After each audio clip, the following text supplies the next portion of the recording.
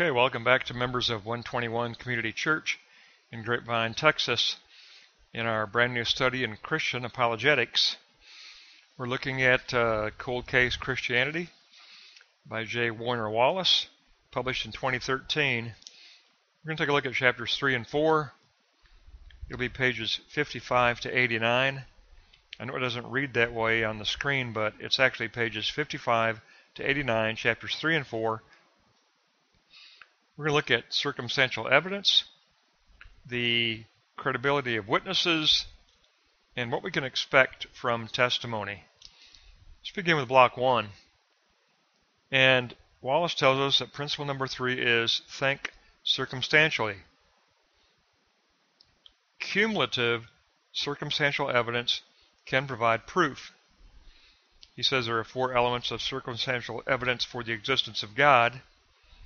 We begin with the uncaused first cause. The fact that there must be a first cause points to the existence of God. Cosmic designer. The forces that fine-tune the universe point to the existence of God. Intelligent designer. The presence of DNA leads us to posit an intelligent designer for biological systems. And then transcendent moral source. Man has an intuitive sense of moral oughtness. It's based on a transcendent moral law that points to God.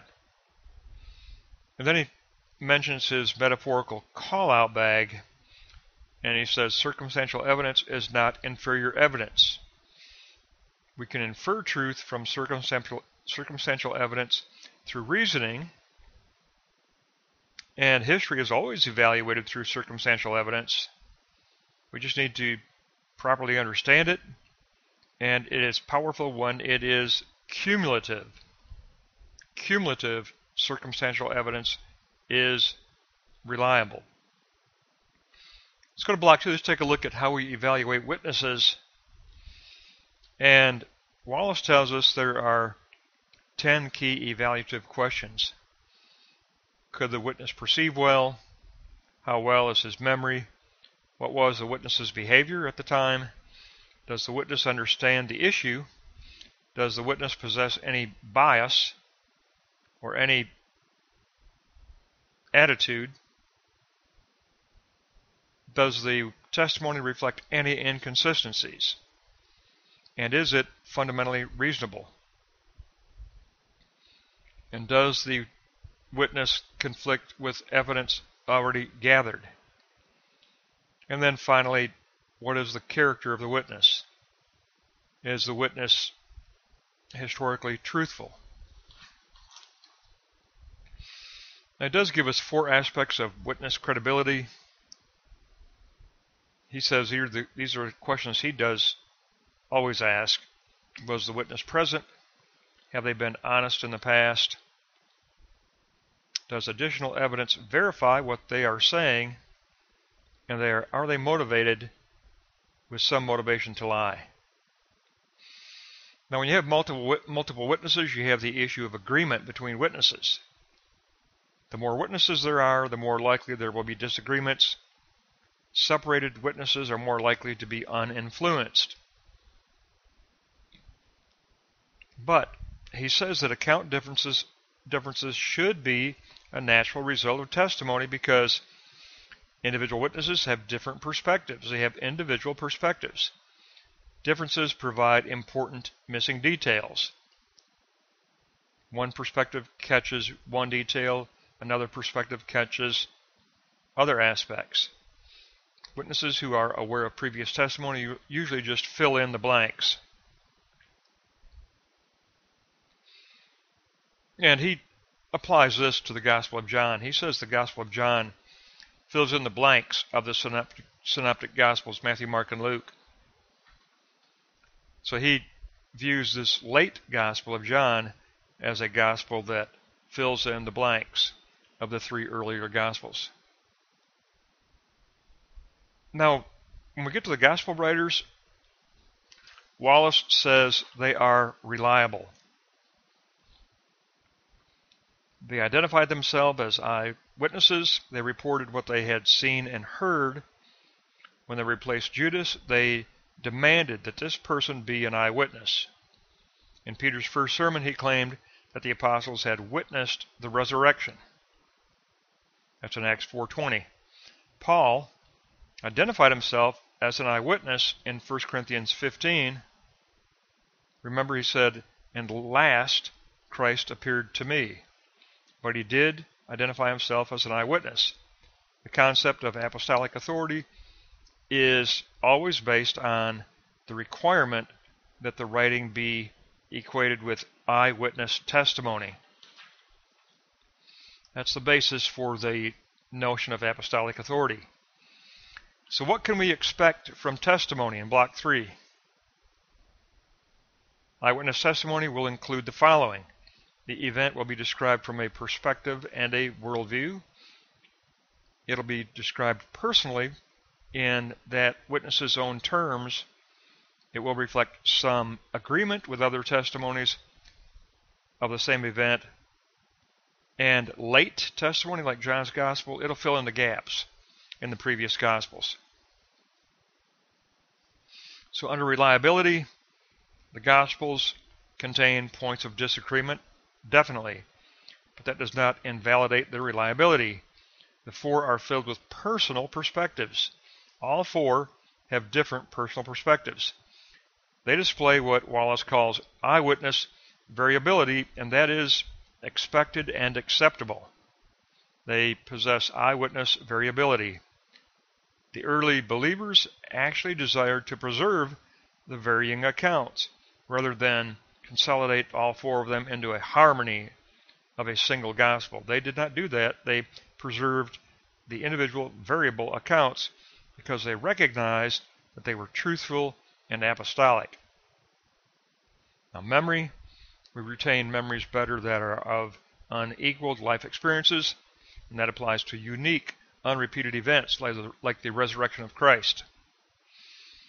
Now, under the New Testament, the resurrection was unique, unrepeated, and powerful, therefore memorable.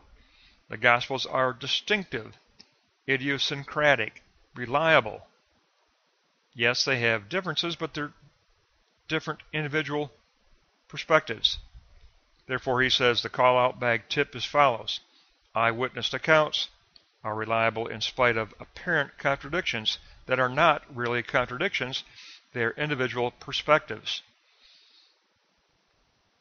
So we get great additional content in methodology. The first half of the book deals with methodology, and we get great additional content now.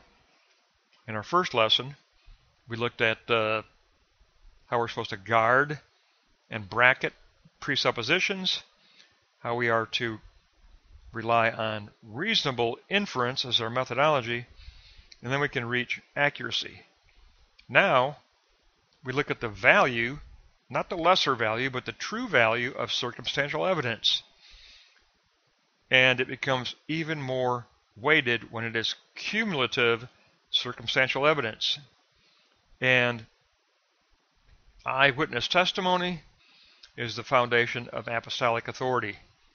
And the gospel writers are reliable, says Wallace. They meet the critique of the 10 questions in Block 2, Note 1, and they are reliable.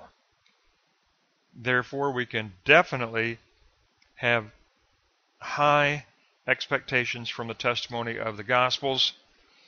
We can posit a high level of reliability, a very high level of reliability of truth. And that goes all the way back to the foundational statement that God exists in Block 1. He said the cumulative circumstantial evidence supports the fact that we can, with truth, posit the notion that yes, God exists. But then he builds on that with the evaluation of eyewitness testimony, which he's very familiar with, and he says the gospel writers pass all of the tests. They are reliable because they come out with flying colors. They do meet all the criteria. And Therefore, our expectations can be very high as to what we can expect from the Gospels as far as reliable truth testimony. It is eyewitness testimony. It is a reliable testimony.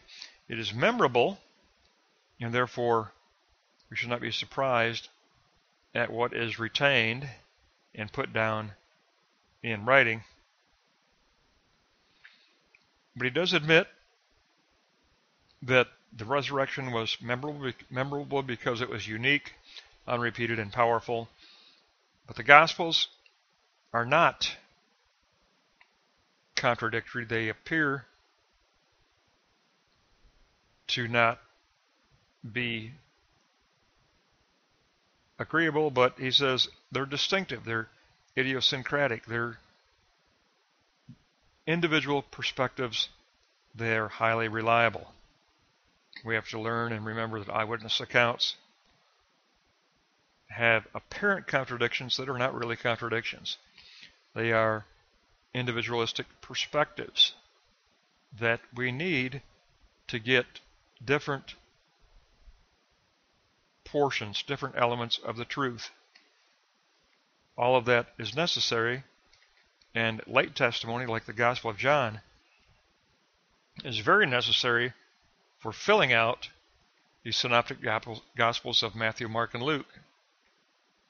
So John becomes essential to rounding out the Gospel accounts. It becomes an essential Gospel that fills in the many gaps in Matthew, Mark, and Luke.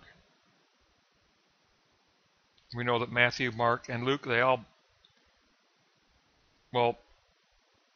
Matthew and Luke borrowed from Mark and from the Q document, the sayings of Christ.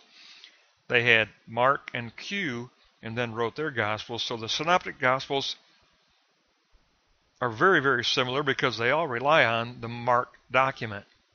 John does not. His is not considered one of the synoptic Gospels. His is a late Gospel, just prior to the book of Revelation. It fills in the necessary spaces in the synoptic Gospels. So it's an essential fourth Gospel. All four differ. All four have varying personal perspectives. And we therefore can agree with Wallace that we can have high expectations of reliable truth from the testimony in the Gospels. And so I think a key point we should take from this lesson is kind of a summary statement. It should be in Block 3, Note 2, Subpoint D. The Gospel accounts display eyewitness variability. That is expected in eyewitness testimony, says Wallace, and it actually strengthens reliability rather than takes away from it. But that should be what we take away here. The Gospel writers and the Gospel accounts express eyewitness variability that is absolutely essential to making them even more credible, even more reliable.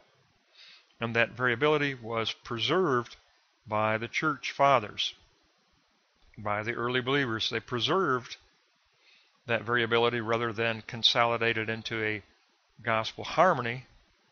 They saw the necessity to preserve each eyewitness variable account, each and every one.